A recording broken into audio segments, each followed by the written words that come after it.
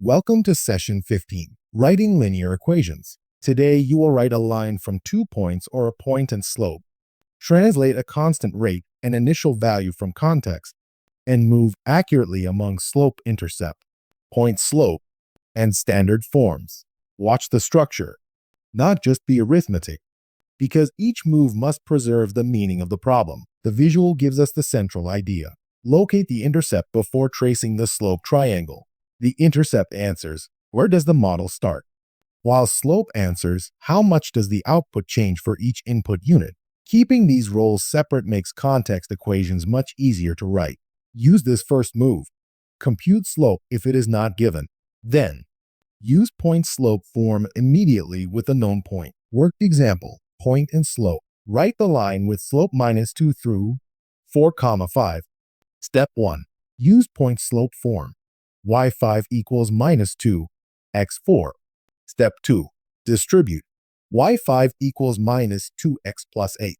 Step 3. Add 5. y equals minus 2x plus 13. The final answer is y equals minus 2x plus 13. Check that it satisfies the original conditions and carries the correct units. Now it is your turn. Write the line with slope minus 3 through 2, 5. Pause, write each algebra step, and use the next 6 seconds to finish your solution.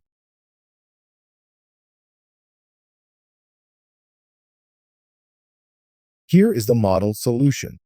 The answer is y equals minus 3x plus 11. Use y5 equals minus 3, x2, then simplify.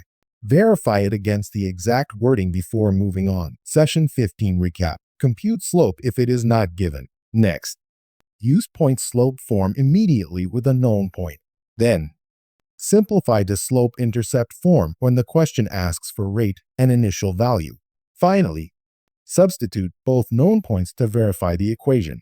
A complete solution shows the reasoning, checks the result, and states what the answer means.